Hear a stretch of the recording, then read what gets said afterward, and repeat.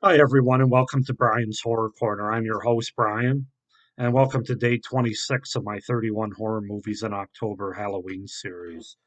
So, today we're going to go ahead and take a look at a movie that's very much in the spirit of Halloween. In fact, it's part of the title of the movie, and that is the anthology horror film 1031 from 2017. This was a direct to video movie, first time watch for me, so let's just go ahead and get into it. Starting with the setup, the premise, and then I'll get into my review, which will be spoiler free. So, 1031 is a 2017 American anthology horror film consisting of five Halloween themed short stories, directed by Justin M. Seaman, Zane Hirschberger, John Williams Holt, Brett DeJager, and Rocky Gray, along with a wraparound story that's directed by Hunter Johnson. The film is also executive produced by PJ Starks. So the film begins with two children, one an angel and another a devil, pigging out on candy in front of a television after a long night of trick or treating. And they're watching Malvolia's Halloween Monster Marathon. And so that's sort of the wraparound setup. Then we get into the story. So the first film on on Malvolia's Queen of Screams Marathon, as it's called, is The Old Hag, written and directed by Justin M. Seaman, which tells the story of the owner of a beautiful B&B who has placed an ad in the paper to have a commercial film so that she may grow her business. When a couple of ambitious filmmakers show up, they continuously cross paths with the mysterious old hag. Next, the children are in for quite a fright when the second film in the monster movie marathon makes its way to the screen, Trespassers, written and directed by Hirschberger. This is the inventive story of two enthusiastic young Halloweeners out on the first date that bombs at the theater with a bad horror flick that fails to deliver the festivity festively anticipated scares. Can't read. The date finds redemption, though, when Steph drags Jeff to the abandoned old house with a scary past involving gypsies and a haunted scarecrow that refuses to leave the property without a fight. So in the third story, then viewers are by a rock and roller rink lock and gone bad with Killing the Dance, written by Jason Turner Ashley, featuring Ashley, a rebellious teen who takes her creepy superhero sheriff werewolf pirate costumed little brother Mikey to work with her on her last night at the skating rink where a totally 80s party is underway. And then the fourth story is continuing on with the nostalgic feel of the previous pictures. The next ice cold blizzard brings about battles between holidays and leaves the family divided, all the Halloween in an effort to answer the age old question, which is the best holiday, Halloween or Christmas? The Halloween Blizzard of 1991 is written and directed by Brett DeJager. And then finally, the marathon concludes with the Samhain Slasher, written and directed by Rocky Gray, which tells the story of an insane escaped serial killer known as the Samhain Slasher, who intends to bring up his body count on All Hallows Eve. So yeah, those are the five short stories, and then it goes back to the wraparound segment for about 30 seconds to end the film. Um, but that's the gist of 1031. So yeah, as far as my pros and cons go, overall, I would say this is a pretty good. It's a much better Halloween anthology film than it is like a horror anthology movie. But even at that, it's not the best Halloween anthology film. There's at least two others I can think of that are better. But it's pretty good. It's not bad. I enjoyed it for the most part. So let's just go ahead and get into it. Starting with the pros, you got to start with the fact that this movie does have a lot of Halloween atmosphere. Basically, to the point where even though it's not a perfect anthology movie, it might become a Halloween staple for me every year to watch this time of the year, just because there's just so many just so much Halloween atmosphere and mood, and you got pumpkins, you got scarecrows, you've got decorations, you've got pretty much everything, candy, costumes, pretty much everything you could think of when it comes to Halloween. the images, the mood, just very good Halloween all around. So that's definitely the biggest pro with it. For the most part, I enjoyed all five short stories. None of them were terrible to where I wouldn't watch them again. Some are definitely better than others, but they're all pretty good for what they are. I thought the acting in the first and the third stories was pretty solid. There were pretty good kills in the stories, um, especially the second, third, and fifth, I would say, stories. Quite a bit of blood and gore in most of the stories, especially the second and third ones. There's a few effectively creepy images and scares from the second one and the fifth one that added to the overall horror and Halloween horror of the movie. So yeah, those are my pros for the movie. There are some cons as well, though. The low budget of this movie, and it was a fairly low budget direct to video movie, but the low budget part of the movie kind of hurt it, especially when it comes to the effects, the overuse of CGI that they have, and the using like a rubber mask instead of a believable and good makeup effects. The prime examples in the first story, which I actually really liked, the first story entitled "The Old Hag." But when you actually see the old Hague, it's instead of having some effective, creepy, special practical makeup effects, it just looks like somebody in a rubber mask, quite frankly. And that goes back to the budget of the movie, I'm sure. It looks like they just went to a Spencer's or a Savers or something and picked up an Halloween mask, a rubber mask. So that was really disappointing.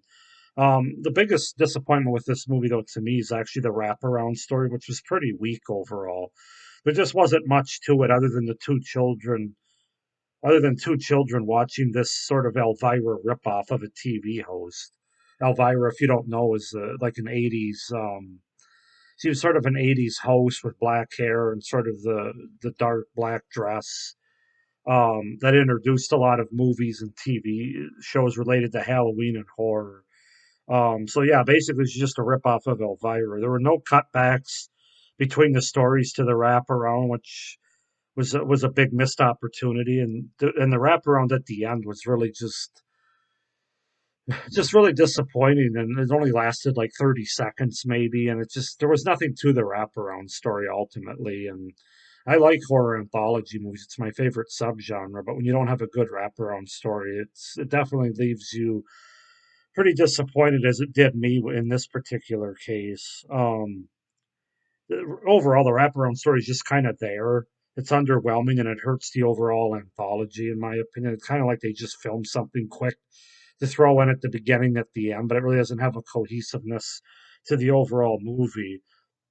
And then my final con, the stories were less effective for me as the movie went on, to where the last two I thought were quite a bit weaker than the first three were. Like the first one was really good, the second one was really good, the third one was really good, and then it was kind of like stairs going down. They just take a step down as they went on, which is never a good thing for a horror anthology. You kind of want to leave your audience with a gasp and one of the better stories at the end. So um, and then finally, it's not really all that scary.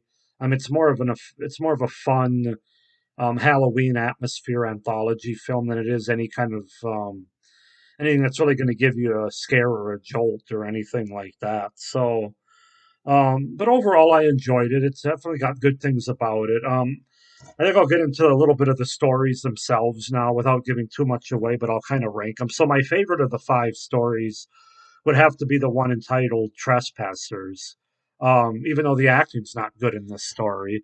But I enjoy just the idea of it, the atmosphere. Um, we kind of get, starting with a bad first date, and then it's Halloween night, and they go to this haunted house, and it's not that effective a haunted house, but there are there is some good gore in this segment, as well as some decent tension and scares.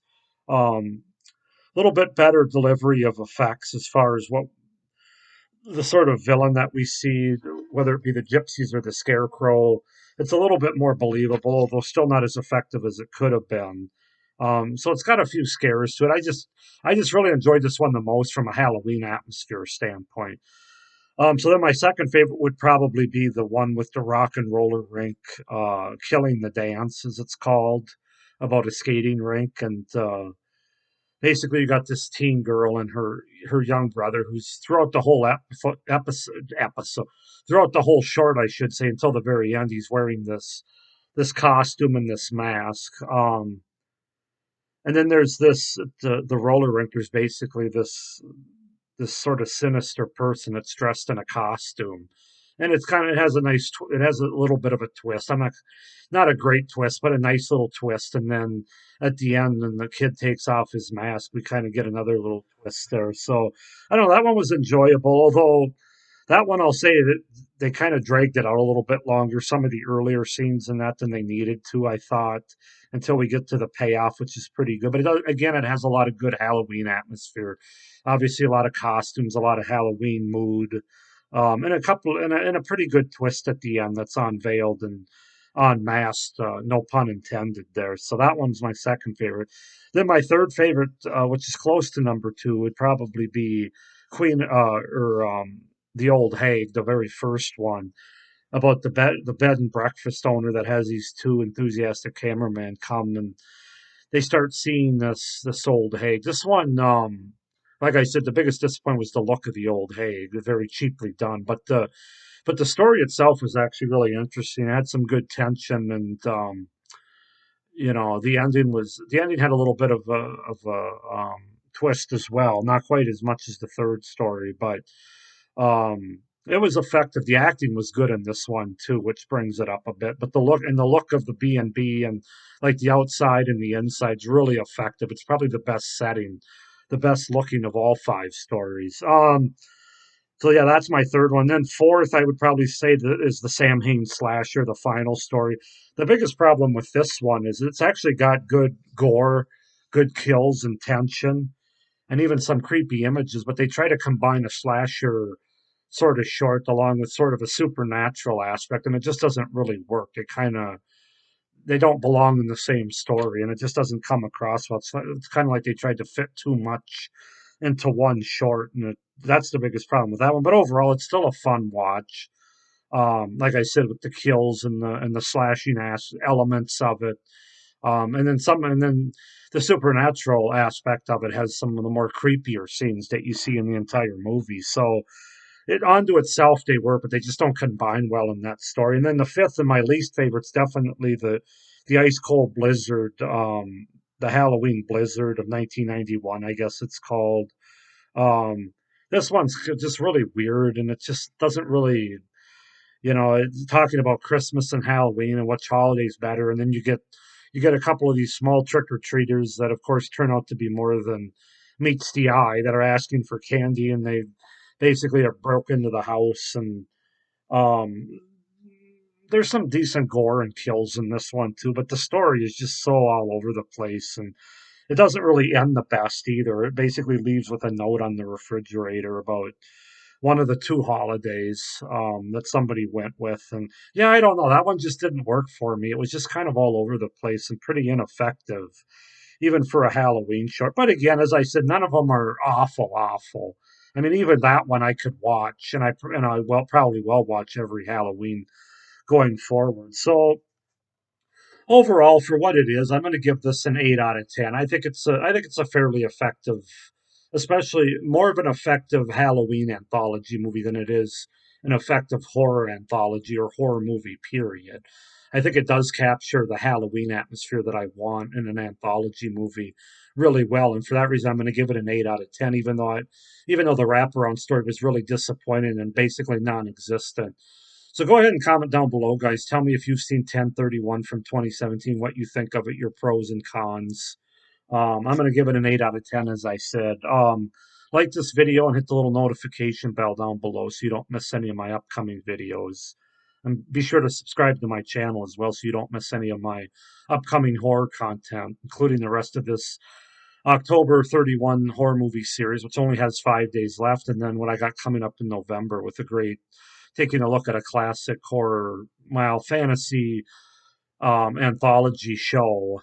Then I'm going to take a look at all the seasons of that, so that'll be great. So thank you for watching this video. Have a great day. Stay scared. Bye.